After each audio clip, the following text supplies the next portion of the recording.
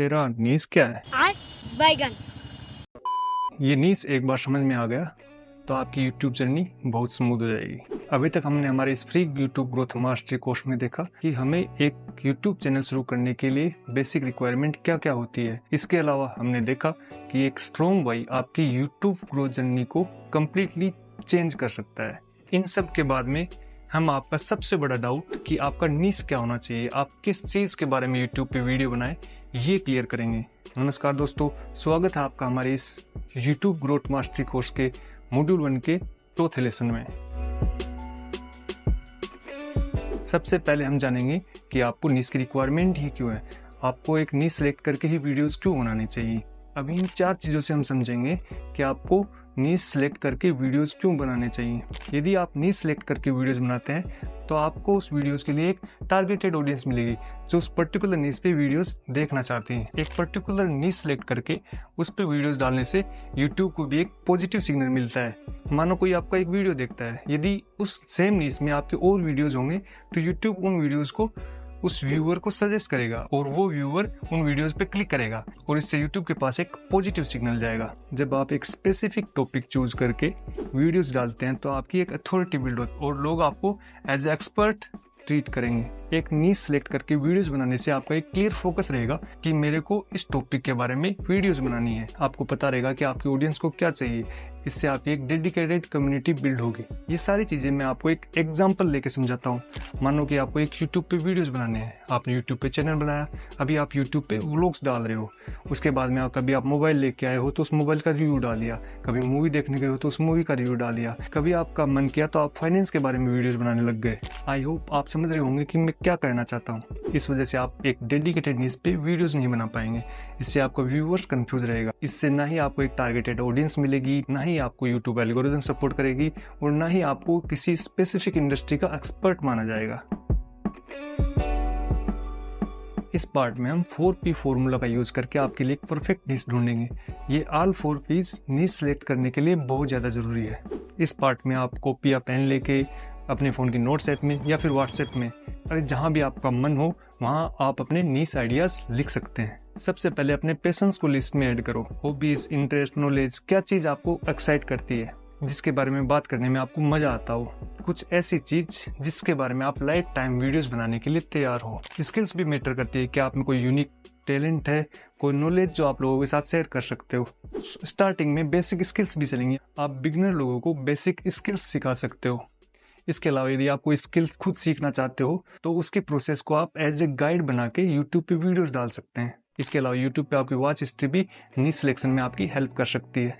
YouTube पे आप सबसे ज़्यादा किस तरह की वीडियो देखते हो, कौन सा ऐसा यूट्यूबर है जिसके आप एक भी वीडियोस मिस नहीं करते हो, इन सब से भी आपको एक नीश का क्लू मिल सकता है। जैसे कि आपको DIY बहुत ज़्यादा पसंद है तो इसमें आप अपनी यूनिक चीज़ ऐड करके खुद वीडियो बनाना शुरू कर सकते हो। ऐसे करके आप अपने व्यूअर नॉलेज को क्रिएटर एडवांटेज में कन्वर्ट कर सकते हो। आपको नीश सिलेक्शन करने में आपके नीश का पोटेंशियल पता होना चाहिए। आपके नीश का पोटेंशियल केवल मार्केट रिसर्च से ही पता लगाया जा सकता है। ऐसा ना हो कि आप ऐसा नीश सिलेक्ट कर लो जिसके लिए कोई ऑडियंस ही एग्जिस्ट ना करती हो। हालांकि आज के टाइम में ऐसा होना मुश्किल है, बट फिर भी आपको आपके मार्केट का पता होना चाहिए। इसको पता करने का सबसे अच्छा तरीका ये है कि आपके नीश में कुछ सक्सेसफुल यूट्यूबर ऑलरेडी होने चाहिए। देखो, आपको कंपटीशन से डरना नहीं है। जहाँ पे ज्यादा कंपटीशन होगा वहाँ पे आपको थोड़ा एक्स्ट्रा क्रिएटिविटी दिखा के स्टैंड आउट करना पड़ेगा। कुछ नीश ऐसे हैं जो नेचुरली प्रॉफिटेबल रहते हैं, बट रिमेंबर किसी भी नीश में आप पैसे बना सकते हो, बस आपको एक लॉयल ऑडियंस बिल्ड करनी है। यूट्यूब से पैसे कमाने के लिए बहुत सारे तरीके हैं। एड्स एक स्टार्टिंग पॉइंट है, उसके बाद में आप स्पॉन्सरशिप हो गई, एफिलिएट मार्केटिंग हो गई, या खुद का कोई प्रोडक्ट बना सकते हैं। जैसे जैसे आपका फैन बेस ग्रो करता है आपकी अपॉर्चुनिटीज भी बढ़ेंगी। यदि आप अपने नीश से जल्दी ही बोर हो जाओगे तो आप ज़्यादा दिन तक टिक नहीं पाओगे। आप ऐसा नीश चूज करो जिसमें आप अनलिमिटेड वीडियोस बना पाओ। एक ऐसा नीश चूज करने की कोशिश करो जिसमें आप एटलीस्ट 1000 दिन तक वीडियो बना पाओ। This means more content, more views and more पैसा। इसके साथ आपको प्रैक्टिकली भी सोचना है। फॉर एग्जाम्पल, आपने एक ट्रेवलिंग नीश चुना है। कुछ वीडियोस तो आप बना लोगे, लेकिन आने वाले 2 साल तक यदि आप ट्रेवल कर पाओगे एंड कंटेंट डाल पाओगे तभी इस नीश को चूज करना। यदि आपको अपनी लिमिट्स पता है तो ये आपको नीश चूज करने में बहुत ज़्यादा हेल्प करेगा। अभी आप इस 4P फॉर्मूला का यूज करके अपने नीश की लिस्ट फाइनल कर लीजिए और आगे आने वाले पार्ट में जो मैं टिप्स दूंगा उसका यूज करके आप अपना फाइनल नीश डिसाइड कर सकते हैं। बैलेंस बहुत ही ज़्यादा इंपॉर्टेंट है। कैसे करें ये बैलेंस, चलो पता करते हैं। अपना परफेक्ट नीश फाइनल करने के लिए इन चारों चीज़ों का बैलेंस बहुत ही ज़्यादा ज़रूरी है। अपना पैशन, ऑडियंस की डिमांड, पैसा कैसा बनेगा और कंटेंट प्रोडक्शन की प्रैक्टिकलिटी। ये स्वीट स्पॉट ही आपको एक सक्सेसफुल नीश दे सकता है। फॉर एग्जाम्पल, आपको रेट्रो गेमिंग का शौक है, ऑडियंस भी है रेट्रो गेमिंग में, पैसा भी अच्छा है, पर यदि आपके पास रेट्रो गेम्स का कलेक्शन ही नहीं है तो आपके लिए कंटिन्यू कंटेंट बनाना एक इम्पॉसिबल टास्क हो जाएगा। इसके लिए एक बैलेंस होना बहुत ज़्यादा ज़रूरी है। नीशिंग डाउन एंड नीशिंग अप, इन दोनों में कौन सा बेटर है, ये क्लासिकल डिबेट है। नीशिंग अप मतलब एक ब्रॉड टॉपिक पे फोकस करना, नीशिंग डाउन मतलब उसी ब्रॉड टॉपिक के अंदर एक स्पेसिफिक टॉपिक के बारे में बात करना। दोनों के अपने प्रोज एंड कॉन्स हैं। फॉर एग्जांपल, हेल्थ एक ब्रॉडर नीश है एंड फिजियोथेरेपी उसके अंदर एक स्पेसिफिक नीश है। अब फिजियोथेरेपी के अंदर कंपेयर टू हेल्थ ऑडियंस बहुत ही ज़्यादा कम है, लेकिन इसमें अथॉरिटी बनाना कंपेरेटिवली ईजी है। हेल्थ नीश में ह्यूज ऑडियंस है बट इसमें कंपटीशन भी बहुत ज़्यादा है। आप कुछ यूनिक करके ही इस कंपटीशन में स्टैंड आउट कर सकते हो, वरना तो कंपटीशन में दब जाओगे। अब आपको डिसाइड करना है कि आपको इनिशियली ब्रॉड स्टार्ट करना है या फिर स्पेसिफिक टॉपिक से स्टार्ट करके उसके बाद में नीश अप करना चाहिए एज यू ग्रो।